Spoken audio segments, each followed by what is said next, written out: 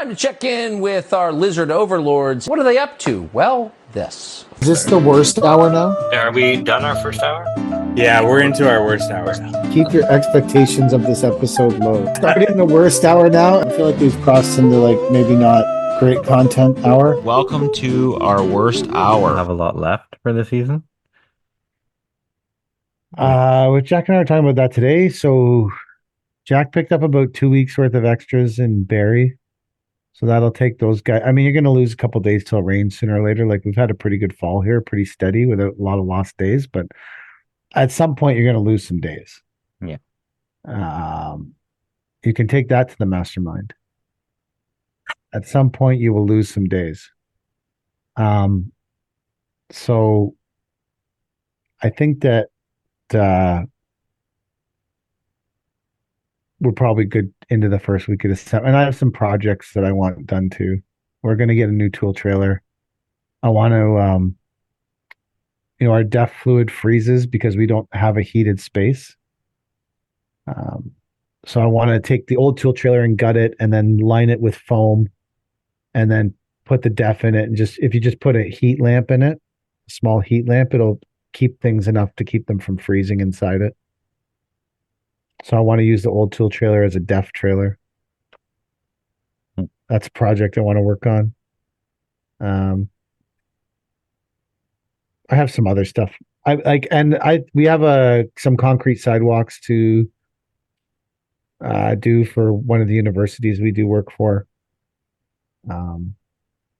I still feel strongly too, like someone's going to call me for some kind of emergency thing. Like something that last job that needs to get done.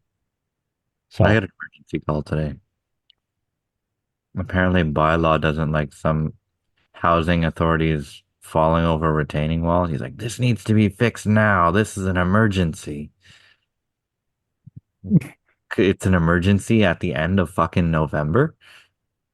Like, was it not an emergency in June?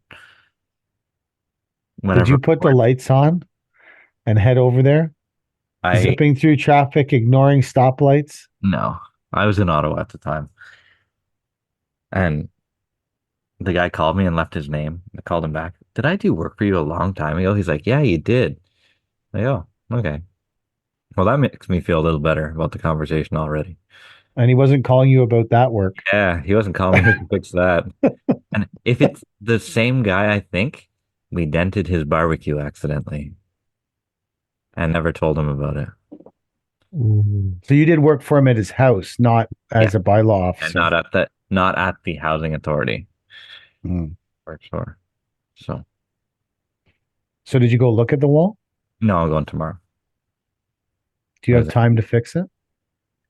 I just tell people everything's weather dependent at this time. I probably have 3 weeks of work to get through. We've got snow in the 14-day forecast. Not us. Not anything substantial. No.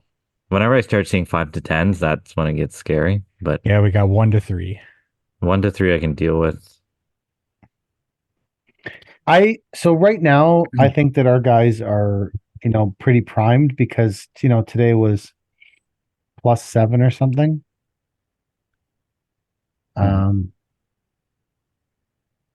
I don't know. It wasn't that chilly today. I don't know if it'll still give me the weather from today. Yeah, it was 7 degrees today, 7 to 10 degrees. So I think at 7 to 10 degrees, our guys were pretty,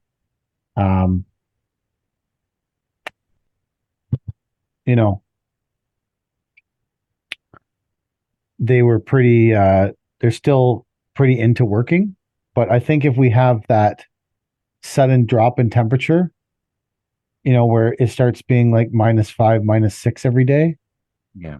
That might be where they start to think that maybe they're ready to call it a season. Yeah. We haven't had that really cold weather snap yet. So not far away. That might be where they decide to call it a season or something, Yeah.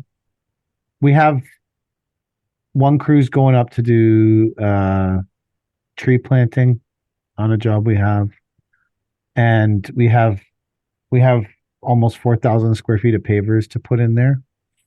So the pavers are ordered, sitting on site, but now they don't want us to put them in. Well, they're going to be sitting on site, but I would like to put the all the A gravel and all the base in, so that in the spring, if they suddenly are like, "Oh, we got to do these pavers right now," we're not trying to clean up that in April or something when it's still cold. At least it'll all be installed and ready to go whenever they want to do it in the spring. Because the other thing is, it's all on a half load road, and it's not a lot. It's like between 120 and 140 ton of A gravel to go in.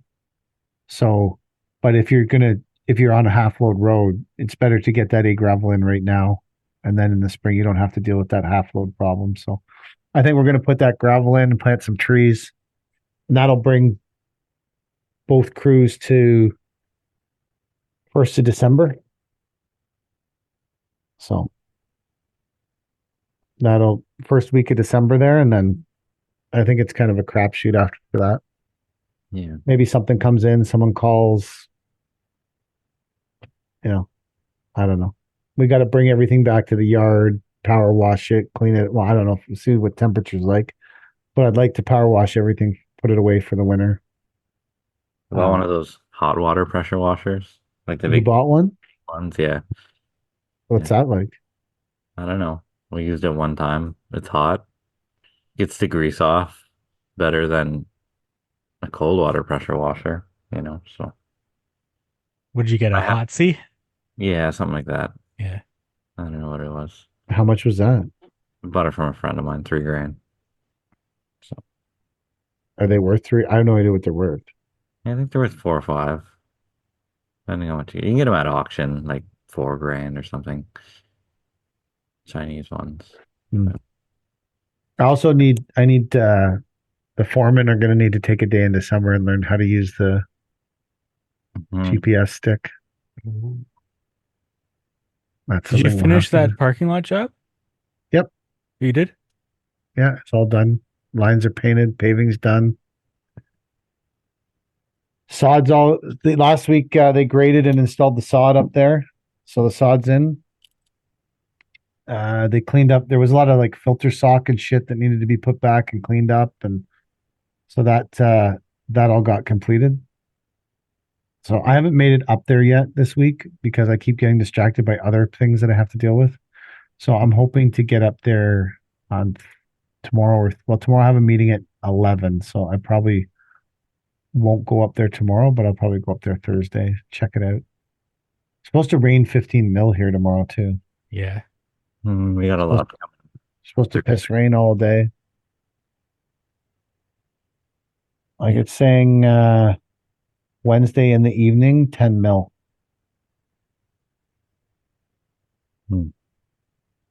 Which today is Tuesday, right? Yeah. Oh, so maybe tomorrow it's not going to start raining till Evening, see. right? It shows rain overnight, then it shows no rain until 9 a.m. And then it shows some rain starting 9 a.m., 12 p.m., 1 p.m. It shows basically 1 mil steady all day, except so this is how fucking fucked up this weather. It shows 1 mil steady all day, except at 4 p.m. Between the hours of 4 p.m. and 5 p.m., it stops raining completely, and there's only a 30% chance of rain. Then at 5 p.m., it goes back to 1 mil every hour. They know. It's basically showing a mil of rain every hour till 4 a.m. So that will definitely fuck things up. Yeah. We had a client though decide that the weather was looking up compared to how it used to be, and he's going to try to dig a pool tomorrow. So Wow. Good luck. yeah, there's that. Wish you the best. Wish you the best. Absolutely. So we'll get up and we'll see what happens with the weather. Maybe we'll get up and there'll be a nice covering of snow. Ooh. This is the kind of weather that I think that people who do snow have to start waking up and checking to make sure it's not going below zero. maybe getting some salting action going. Um, This is a tough time of year to be a snow contractor if you're still doing construction work. Oh, there have been years whenever I was landscaping in the morning and in the afternoon I had to go put the salter Yeah. on the dump truck. Or you would show up in the morning to landscape with your plow on the front of your truck. Because by the afternoon you might Do you have to. miss those days? Not a chance. No. I I'm so glad I don't have to do that. I have graphic memories of when you're collecting all our equipment, trying to get it to the plow locations or whatever, thinking, man, this is fucking nuts. Yeah. Some people love it. Some people swear they make a ton of money doing it. I think those are people that aren't landscaping while they're snow plowing. I think those are people that are focused on snow plowing and running good snow plowing businesses. Yeah. I think if you're half-assing it, I don't think it's a if you're I think that no matter what you're doing, if you're fully committed to it, you can make money doing it. I think no matter what you're doing, if you're half-assing it, you're probably not going to be as successful. Yeah. Those There low, are a lot of people who fucking love it. I don't doesn't I like being up in the middle of the night. It's relaxing.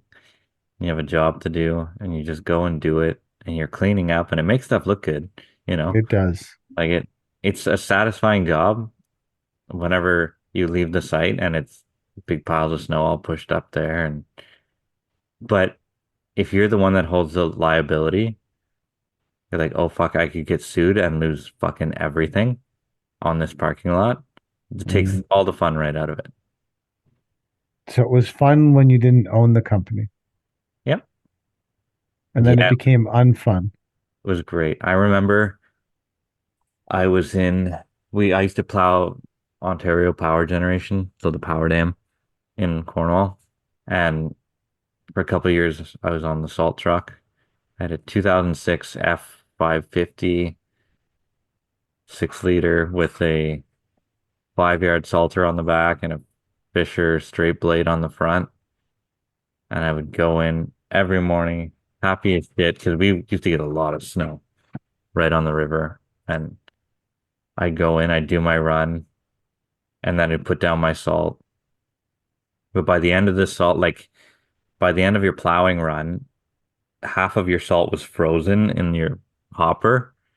Mm. You couldn't get it out. So you would like bounce the clutch and the gas and try and get the truck to like violently shake back and forth to get the salt to fall into the hopper. And it didn't matter because it wasn't my truck, right? Like I didn't break anything, but I also wasn't gentle on the thing. I just had to get the salt on the ground out of the back of the hopper. Mm. So, but there's also many times where I lifted the cage and shoveled 5 yards of salt out of that frozen hopper. And there's nothing worse because all you taste is salt for I five fucking love yards the worth taste of of salt. shoveling. 5 yards of shoveling. Not I don't know five if I yards. love it. I don't know if I love it that much, but I do like No, salt. no. No. And then some guy would get a bright idea. They would load your truck with salt and then park it in the heated shop. And think, oh, you're all ready to go for next time. And then as soon as you pulled that truck of hot salt out into the cold, it would fucking freeze like a block of ice. It was awful. And you'd yell at the guy. I thought you were reminiscing about how you used to like doing that. I did. So I I feel miss like those this. days. I feel Except for the this. shoveling out of the bag. But they used to run a big New Holland loader. And there was this giant snowy owl or something that lived at the top of the dam. And if you scare him at the right time, he'd just like throw his wings out and like fly into the snow. It was great. This all sounds really epic. Yeah, it was cool. You would get I to the was top of the dam. I was bouncing the truck around, loosening the salt, scaring the snowy horned owl. Yeah. There was I've told you guys about this before. At the top of the dam, there's this giant tube. And they said, whatever you do, don't hit the tube. I don't think I've ever heard Why? the story, but I like What's it. what's so special about the tube? They're like, that's the eel tube. That's how the eels get from the top of the dam to the bottom of the dam. It's probably like 200 feet difference, right? But the eels swim up this tube at the top of the dam and it shuttles them to the bottom of the dam. Wow. And they're like, don't crack that tube. It's very expensive to replace. So some, I don't know. How many eels are there? Yeah, I didn't think that I don't know. there'd I be don't know eels. the logistics of moving eel from top of dam to bottom of dam, or like how the thing stays unfrozen all winter. Who knows? But they said just don't crack that eel tube. Don't pile snow at the eel tube. Anything. Eel tube. Eel tube. Yeah. I'm gonna Google it right now, and I'd be willing to bet that some kind of pornographic thing comes up. You can The use it for eel your, tube. you can use Give it for her, your give masturbation her the eel tube. too. I wonder what would, yeah, tell me what comes up. I have my safety search on, so Uh, eel tube at Power Dam. I don't know. That's a Eel cool thing. protection study, water control. The eel passage facility consists of two major components: an eel ladder to allow eels to ascend, and an eel release. So, anyway, link in my bio. Did you I'm kidding. did you ever hit the eel tube? No, no. I only hit one thing that in my 5 or 7 years of plowing there. It was a guardrail, but I had my extendable box out a bit and I bent it so that it wouldn't come back in. Hmm. And the boss got super pissed. He's like, chain them shut so they can never open the wings again. Okay, it just takes longer for me to do my job and I get paid by the hour. So what does it matter? Oh my God. Really? Do you think you're punishing me by shortening the blade? Like, Why not just fix it? oh, they did. Okay, and that's the only thing. Whenever I worked for them, I was the only one to get a free jacket. And I went in to pay for my jacket, and Heidi was like, you don't have to pay for this. She's like, this one's free. I'm like, why? She's like, I don't know. Everybody else had to pay for theirs, but Dave likes you, so you don't have to pay for your jacket. Thanks, Dave. Thanks, Dave. He also didn't allow people with facial hair or tattoos to work there. I don't think he had met me before I was hired. No, He didn't allow people with facial hair or tattoos. you're allowed to have a well-groomed mustache, and that's it. Wow. He literally said you're allowed to have a well-groomed mustache. Yeah. Man, the landscaping hiring pool must have been a lot different It then. was a civil construction, but I made the cut. I probably made them boatloads of money doing that job. So did you just work for them in the winter? Yep. Landscape in the summer, work for them in the winter. Just pass the time. What else was I gonna do? A young landscaper. My truck was a piece of shit. I had a 2001 GMC Sierra. I couldn't plow with that thing. And I probably would have got myself in more trouble doing residential driveways with a shitty truck and a plow than I would have Oh, yeah, for sure. another company. So it was probably kept me out of trouble working for someone else doing snow. So that's my mastermind course. Work for someone else. Stay out of trouble. That way, and don't take the liability. Yeah. Yeah. It's just like podcast listening growth season, right? Oh yeah, it's supposed to be winter times. What, November it goes up, but in the summer it goes down, something like that. Yeah. But I don't think that translates the same to every industry. Well, in the winter when people are out driving around doing spot checks and yeah. We had two clients that were digging pools today. Well, one digging tomorrow, one was digging today, and I thought those are brave souls. Yeah, Yeah. especially with the rain coming. You gotta Then snow. rain then snow. Today was the first day where I felt like, it got dark early and it was kind of rainy and depressing. And today was the first day I felt like we were really grinding to an end. Which I think if you're in landscaping and you feel like you're grinding to an end on the 19th of November, that's pretty good, man. I've had some years where it was like October 10th and it was gloomy and shitty. And you just think, wow, this is going to be gloomy and shitty for the next 8 to 10 weeks. I got to just grind through it, get it done, get it over with. But to get all the way to November 19th and guys are still wearing a hoodie, that's not bad.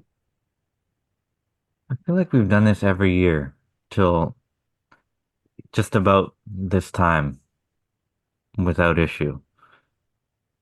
What? Could be wrong, like work this long.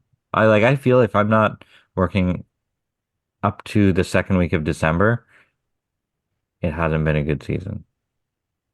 And what would be the I'm start not talking point? about not. Sorry, Mike. Go ahead. No, go ahead, PK. Well, I'm not saying that I wouldn't be expect to working. I'm saying I think that the conditions are better than I would like. I agree with you. My goal is always to work till at least 2 weeks into December. Yeah. Like that's where I want to be. Yeah. But I'm saying there's been years where the weather is glum and depressing in the middle of October. Yes. But I feel like for the last 4 weeks, the weather's been pretty good. And so when I was working on the tools every day, as people say, on the tools, I used to, when it started to get shitty out, I would just calculate how many more days of suffering there were. Mhm. So if the temperature dropped and the suffering started on October 15th, I knew I had approximately 8 weeks of suffering ahead of me. Shitty, muddy. Hasn't even been super muddy how many muddy boot days have you had? We've had a lot of topsoil work, so not a lot. Like it's been very good. Yeah, like I just if you were But I to will. calculate if the weather turned today, which it looks like it's going to rain tomorrow, and this is going to be this Yeah, is it's going not to going to be dry the away. this is the today was the last day of dry conditions where you're not worried about the mud. I think that that's probably pretty safe to say. Um, this is the starting of the apocalypse, and the apocalypse is starting on the 19th of November. I'm pretty satisfied with that. I'm okay with it just because it's going to stop people from saying, "Oh, well, you've had some great weather to work this fall." And they've been saying that for the last fucking 2 months, and I can't stand it anymore. Can't Why? stand it. It's I don't true. want to talk about it. I just want to do the work. I don't want to talk about how great the weather is this time of year because I would be working regardless. I don't have time for your stupid little fucking chit chat about how good the weather is this year. Chad doesn't do small talk. Don't do small talk. Masterminds would tell you that small talk is where you get all the business. It's where you build relationships. It's where you create rapport. Mm, Great. You can probably find a clip of some mastermind actually talking about that. Doing just fine. I think I'm doing fine. I think If you had a choice between going on a family vacation or going on a vacation with your wife, like I just did, or going to a mastermind, what would you select? is it even a question? I'm being honest. What would you pick, Definitely my family. Definitely the Mike? vacation. Definitely my family. Yeah, I would obviously go to the mastermind. I have such a high opinion of them. I think that there's only so many viable days. I honestly feel like there's only so many viable days that you can not be around your business per year. Hmm. Yeah. Like there's a top, there's a top end limit to how many days are viable to not be around your business per year. So how you select to spend those days is important. If you're saying that in order for my business to function at the profitability, I think that anyone could walk away from their business and take 100 days off, and there would probably still be a business when they got back. But what conditions would the business be in? Whatever, right? Maybe in a mastermind, they teach you how to do that. Walk away and leave your business. But I'm saying in my life currently, there's only so many viable days per year, and that's not a way I would spend them. What if you could go to a mastermind with your family? I don't think my family wants to come to a mastermind. I'm pretty confident. Are there soccer masterminds? I don't know. Probably. There's a lot of like different soccer shit. So, see, I'm already planning for next year because I will be missing some work next fall because Paisley's going to go play at Algoma. And so I'm going to go to every game in case she plays. I don't want to miss her going on the first time. So I will miss some days for that. Probably. Nice. A lot of it is close to home though. Like not close. Some of it she plays at York, which is close. She plays at she'll play at a few places that are close. So that aren't super far. So that'll be we can go to those. Anyways. So maybe I need to go to a mastermind to figure out. You know what I think part of it is for me? I don't like the expression. Like, to me, mastermind is a children's toy store. There's a children's toy store. I don't know if it's near you guys, but there's a children's toy store near us. It's called Mastermind. Like, and so every time these people talk about going to a mastermind, at the mastermind, mind blown, hashtag mind blown at the mastermind. It makes me think of them all running to some children's store where there's a bunch of blocks and the toys at the children's store are more educational. Every time I hear them talk about it, I'm just like, get the fuck out of the kids' store and go to where the adults are.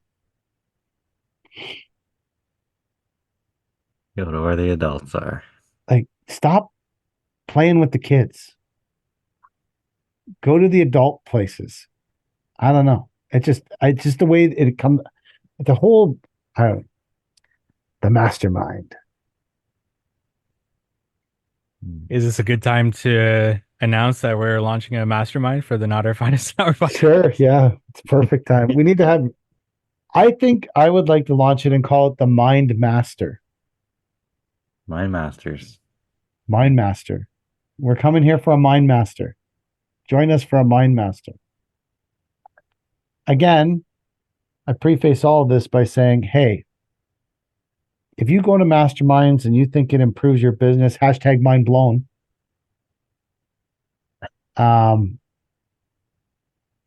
Good for you. And I'm happy for you. But I'll tell you this, as all of you head to the masterminds, it was masterminds that put together the Kamala Harris campaign. Well, how much money that went through? $2 billion to get absolutely fucking crushed. And you can guarantee there was a lot of masterminds that put that campaign together. So just be careful how you take in that mastermind information. I don't think I buy into anything enough. I'm like so anti-authority. I don't like anyone telling me what to do. I like to fuck shit up and learn on my own. Yeah. If a mastermind cost $20,000, I would rather make an epic mistake that cost me $20,000 and learn the same lesson. because I will personally learn more from it. I agree with that. I like to learn from my mistakes. My mindset, whenever someone's blabbering at me about this kind of stuff, is always to go prove that person is an idiot and prove them wrong.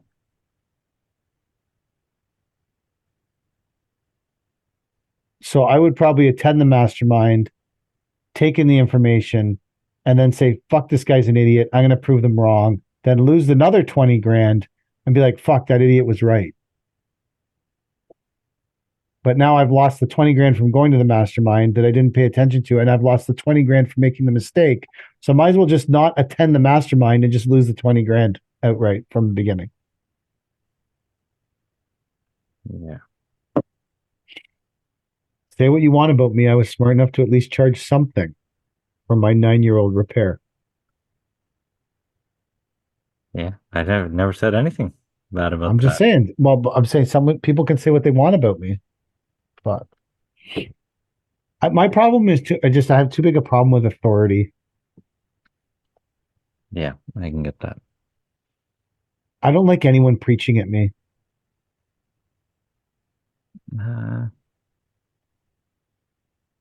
We had this guy today. We were planting trees in Ottawa on this street. And this homeowner comes out and he looks fucking ridiculous. He's wearing like shorts with like compression pants underneath and like ski booties and like a running shirt or something like that. And he comes out and he's like, Andrew, we fucking talked about this. And Andrew's the city inspector or whatever. He goes, there's no way I'm accepting this bullshit tree. Like, I had an 8-inch tree on my lawn and I want an 8-inch tree back. You're not putting in this piece of shit. And it was like a 50 mil red maple. Nice tree, but small, right?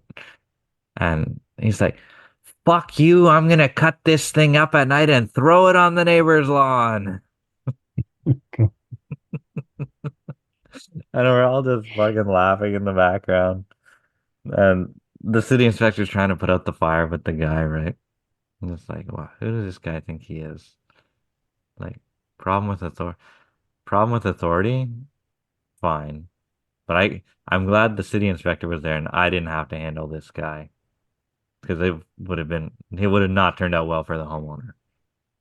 So having some experience planting street trees, I can tell you how I would have handled it. Yeah. I would have looked at the guy and said, in my experience, it's great for me if you cut this tree down because they'll just pay me to put in another one. And then they'll back charge your property taxes. And if you don't pay your property taxes, they'll just take your house. And you know how I know that? Because I watched it happen to a guy who cut the same tree down 10 times and we kept replacing it. And then after the first or second time, they started just charging him $5,000 a tree on his property taxes. And you can't do fuck all about that. The town charges you, you can't fight it. There's no court. You either pay it or they take your fucking house. Perfect. That's what this guy. That's what I would have turned to the guy and said, cut the tree down if you want. I'll get paid to put another one, except that you're going to pay for every tree. Because all they're going to do is back charge your taxes. And you can't stop that if you're willfully destroying town property. And this guy got his house taken? Yeah, he was like in arrears on his property taxes because he was still cutting the trees down. This went on for like 3 years, man. Wow. I mean, town just kept calling us to put another tree. The guy was in arrears on his taxes. He was going to lose his house, fucking all over a tree. Because he got into this war with the town, but you can't beat the government, man. You can't beat the town. Town wins. Can't beat the mafia. Not if you live there. It's your house. It's where you live. Don't shit where you eat. That's mastermind stuff right there. Don't shit where you eat. Can we call this episode #mindblown? That's what I made the note in my phone. That's what I was gonna call it. Hashtag mind blown. Day 2. Hashtag mind blown. The fuck are you talking about?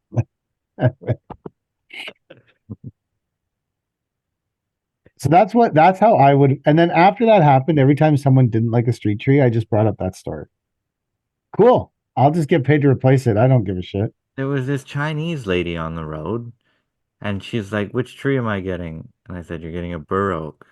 And she goes, "Oh, no, no, no." She's like, "I had a beautiful cherry blossom, and I want a cherry blossom back."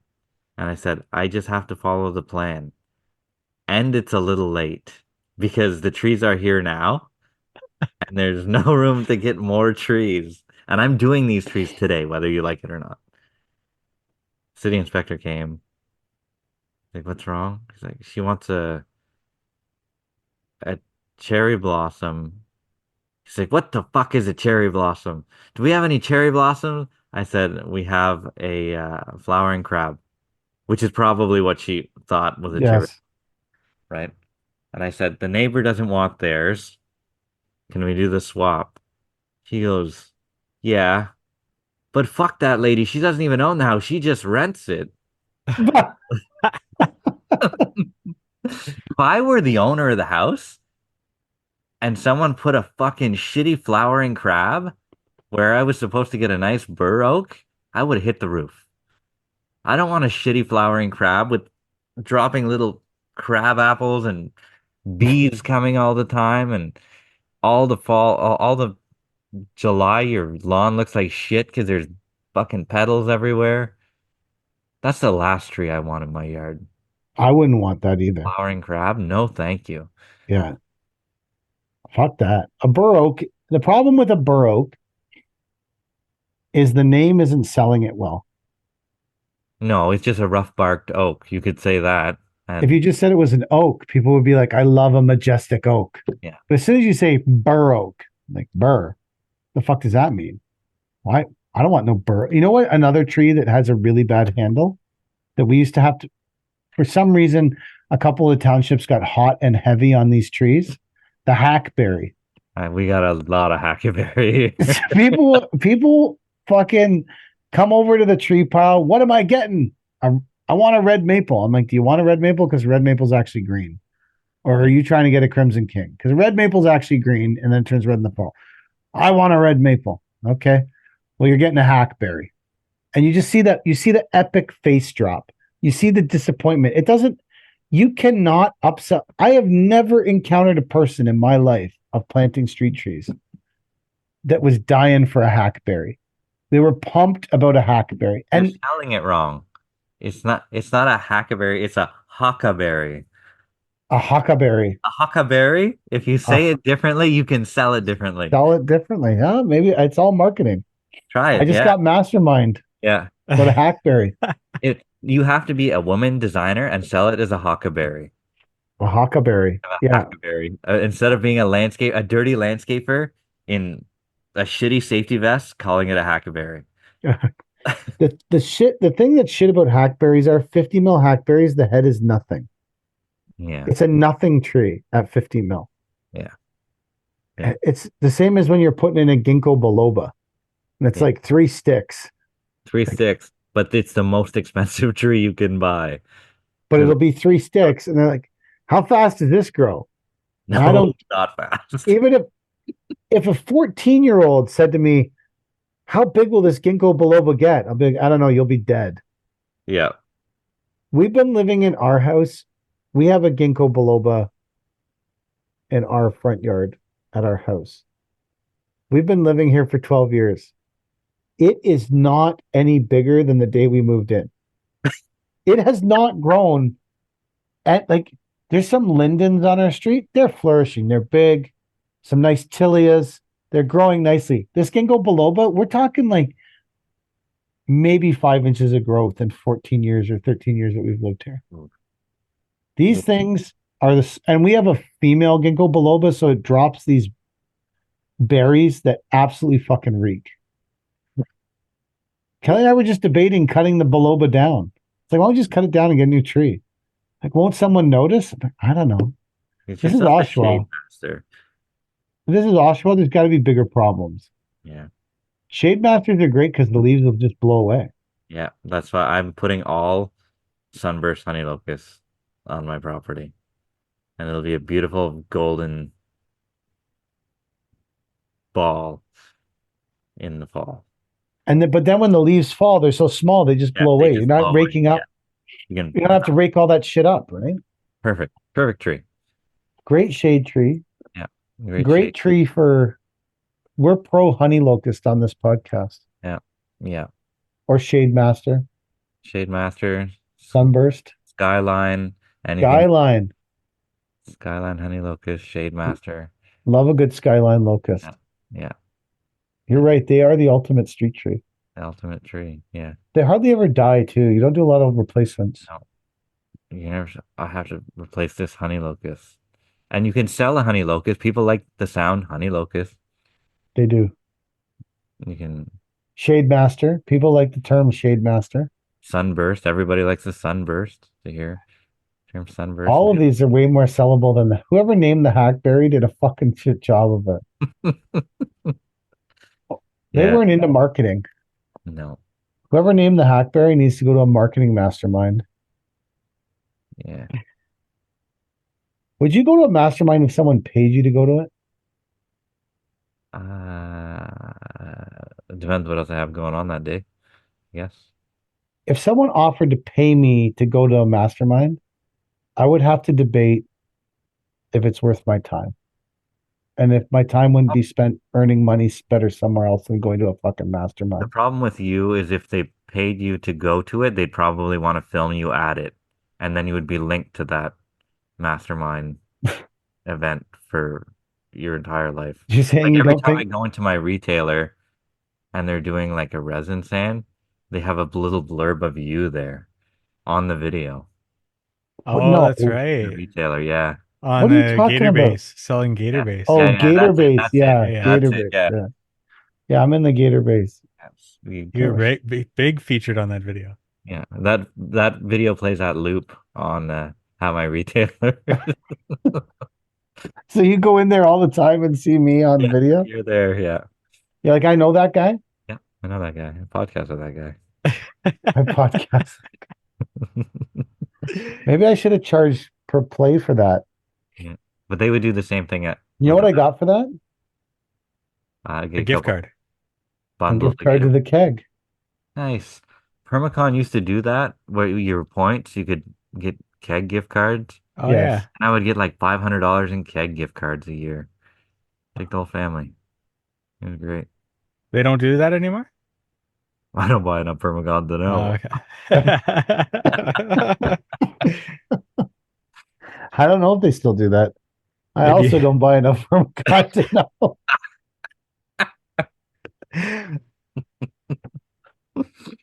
Not that they have a problem with their products. I don't do enough residential landscaping and I don't control what we buy most of the time. Well, actually, I bought enough Grande Wall this year to put me in the first tier at least. Yeah. First tier rebate. Accidentally. We just bought 4,000 square feet of Blue 60 smooth. Wonder what that does for me. Mm, Probably nothing. 20 They grand. still do a 1% back? I Yeah. don't know. Get you a good pat on the back from Interlock Ian. Yeah. That's what it gets you.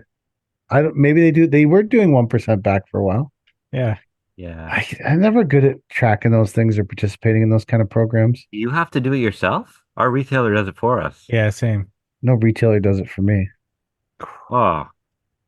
Yeah, ours fills out all our paperwork. All we have to do is sign it and send it in. Maybe this is a reason to move to the more expensive gravel retailer.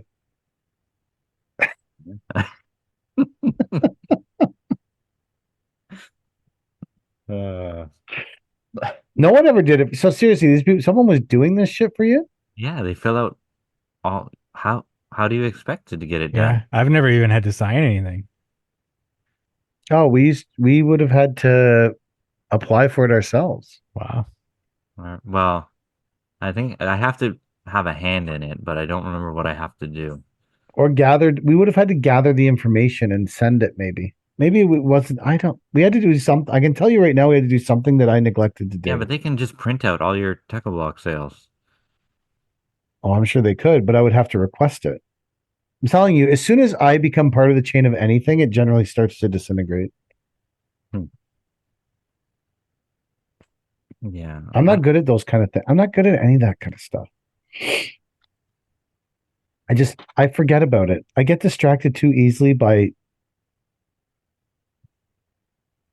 today. Instead of going to look at $1 million plus wall project, I spent the day trying to hunt down a 9-year-old stair for a job that we're repairing. That's the level that my brain works at. And at the end of the day, I was like, fuck, I should have gone and looked at that job. But I spent most of the day hunting down this stupid stair, finding it and seeing if it was the right color and debating with the homeowner why the 9-year-old stair shaled off.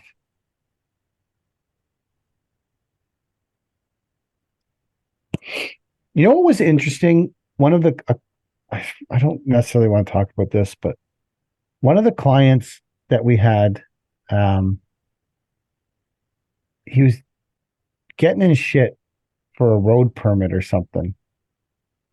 So he had us put the bin down on the ground full of gravel and then just scooped it out of the bin. So they didn't dump it on the road. Hmm. I thought that was pretty ingenious. Yeah. We just do it anyway and say, "Oh, sorry, we forgot." It's always greater. The homeowner that we're working for said this because Cody put a 10-yard bin on the road for this job. Said, do we need to get a permit for that or something? I said, no, we just need to beg for forgiveness. Yeah. And she said, nothing's changed with you in 9 years, and went back in the house. I Yeah. said, no, it hasn't. I'm just, I shouldn't say that. I was happy she remembered my name after 9 years. All of this stuff with this 9 years, because I didn't even, when Ridge Lake did this job, I didn't even own the fucking company. Why do you still have my phone number? Well, I that's didn't have it right. at It all. would have been. It wouldn't even have been Paver King. I didn't It even was make not the Paver connection King. there. Yeah, no, it wasn't Paver King. Wow. I'm repairing a job that we did 9 years ago that I didn't even do. Well, I Wow. did it, but I didn't. There's videos of this job on my Instagram Hmm. from 9 years Okay. ago. Wow. We actually did. Techo Block came and did like a bunch of interviews with us for Showcase at this job 9 years ago. Does this have the Valencia fire pit? No, it's not. It's a different job. I think that fire pit's still in the catalog. Year 12 next year, baby. Thank God no one builds Valencia fire pits. I Keep do. the, I did like I did 3 of them one. this year. did You you? did I some like this them. year? Yeah. I Why did at don't you least 2 this year. why don't you submit Wow. it as a fucking submit it for a new Valencia fire pit photo? I ruin a good thing for you. Mine definitely, they all look the same. It doesn't matter who installed them. I like to think that ours is special. Hmm. I remember we did one, but they ran out of that fucking little bowl insert, Yeah, yeah. and the client was fucking livid that I couldn't get him the little bowl. The for the- bowl is the whole reason to buy the kit. Well, they had none. What do you want me to tell you? Like, it was the last job of the year or something, and he's like, "Where's my bowl? Where's my bowl?" I'm like, "There's no fucking bowl. Here, I'll credit you your $200 back or whatever it is. Use it just like a normal fire pit." Those He didn't, covers rust anyway. They're useless. yeah, but there's spark arresters. That's the whole point of them, to arrest the sparks, to keep you from catching on fire. Of a wood burning fire pit? Yeah, you put the cover on and it's a spark arrestor. It stops the sparks from coming. But it rots after 1 season. Oh, I guess season 2 you burn to death. But for season 1, you have arrest the sparks. No, I don't buy it. They need to take care of it. Did you not lay out an entire maintenance program for your spark arrestor on your fire pit? Nope. Never. Do you think this might have been a bit of a failure as you as a landscaper to not, properly equip your client with the knowledge? This If is you're great going with the mastermind notion stuff, that man. everything is my fault all the time, then yeah. You didn't tell them to go out and get the barbecue paint and repaint it and fucking make sure you keep it up to date so that it doesn't rust. And, a couple times a season, take it out and do a good quick barbecue paint on it because that's what's good for the heat of a good fire. Yeah. You No. never taught them any of I, that. I neglected to mention that to my clients. I've never mentioned it to mine either. I just made it up. But it It's it was a good idea. I wish I had mentioned it to them now. no. Then you're giving away all the information. You just earlier you talked about not talking, Mm. shutting up. Doesn't that sort of kill the whole podcast? I was talking on a podcast about not talking and giving it information. You're right. Yeah.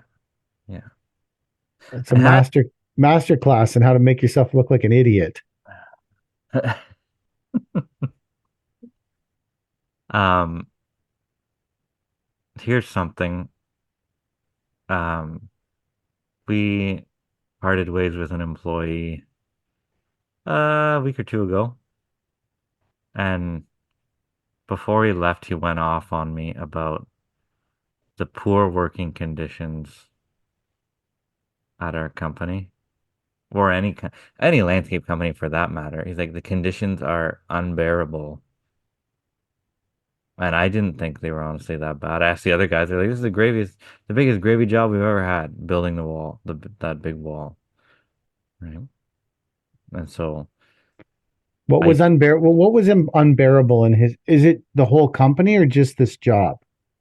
I don't know. I didn't get into it with him because it really doesn't matter at the end of the day Mm. because he was no longer with us, so it doesn't matter. And it's the conditions are absolutely bearable. Everybody else dealt with them just fine, It wasn't Do you think that possibly he's never actually been in unbearable conditions? absolutely, yeah. Yeah. Um, but If then you think that working at any landscaping company in Ontario where you can voluntarily walk away at any Mhm. point Yeah, like is unbearable conditions, then you have no idea what actual unbearable conditions are. yeah. Never once did you deny work where did you ask or say something was unsafe, you didn't want to do something, which is you're right, right? Like you're absolutely allowed to say this isn't safe, I don't want to do it. I've never asked my guys to do anything that would put them in an unsafe position, right? But somehow the conditions were still unbearable at our job. Was he trying to get layoff? Oh yeah. Yeah, yeah. But he also pinched his finger in a chain on his last day or something like that. After being instructed multiple times not to hold the chain where he held the chain, instead of holding it on the single chain, he held it where it's bunched up at the top where there's three chains connected by a loop, Yeah, yeah. you know. Um, so I Is don't it know. after he pinched his finger that he talked about the unbearable conditions? Yeah. Yeah, yeah. Oh, okay. But he worked the rest of the day fine. So Did you just tell him to get lost? in a polite way, yeah. But Get, it get, get the fuck off my property. so it all this brought to my mind, like no matter what I did, every single minute of the day, I'm responsible 100% for the safety of all the workers, regardless of whether I'm there or not. Like I'm still in charge of their safety. I'm like, I don't know how that can be expected of me, right? And that's Like after you've been told not to put your hand in the fucking chain and you still do it, is it still the boss's fault? Really? legally, probably. Probably, yeah. But I think in any grown Well, unless you, adults, I don't even think legally if you have documentation of training. If you have documentation of training specific to that chain and the way to use that chain, even if it's even if it's as simple as a before the job starts, getting everyone together saying, don't grab this chain this way. We hold it on the single chain, doing a 5-minute demonstration and then getting everyone to sign a form. I think that would relieve you of legal responsibility of that chain, right? But say of that item. Yes. of that item, right? And you have 500 items that you have to tick off on any given day, right? But that's the point of a toolbox talk. Yeah. If you're doing a toolbox talk once a week, you're eliminating yourself from the legal responsibility of that item. As much as you can, right? But in this guy's mind, the boss is 100% responsible for your safety at every minute of the day, regardless of whether he's there or not. Or he's responsible for training you to be able to operate safely within the environment. Yeah. But you're saying in his mind, it didn't matter. You're just responsible for it. Yeah, you're just responsible. Well, luckily for him, they're building an Amazon. Yeah. So I can tell you that if he wants to work in an unbearable environment and there's nothing going on in Amazon that isn't completely regulated. Yeah. Maybe that's a much better fit. Maybe he's not. Maybe that is a better fit for him. How old was he? Mid-30s. I think it's my age. You think he'd be more useful by his mid-30s, but whatever. Attitude's a big part of how far you How get. long did he work for you? Almost 2 years. Almost 2 seasons, not 2 years. So this guy's deep into his second season, and all of a sudden, that's when the conditions became unbearable. Yeah, yeah. Deep into my second, I worked a season. I chose to come back to unbearable conditions. So I spent a whole season in unbearable conditions, got laid off, got called back in the spring and said, fuck yeah, I want to go back to the unbearable conditions. Yeah. I can't wait to get back to unbearable conditions. Then worked an entire another season until it started to get cold and shitty. And all of a sudden, I can't be in these unbearable conditions. Exactly. That sounds like someone who just doesn't want to fucking work anymore. And I bet in the spring, he'll be ready to suffer some more of those unbearable conditions. Nope. Because I said, you're done. I never want to hear from you again. Not one word. You have nothing to say to me. It all goes through HR, Connie, bookkeeping, whatever it is that has to be said, goes through her now. I don't know you to pass you on the street. You should have just passed him on to that another person, like it was your plan.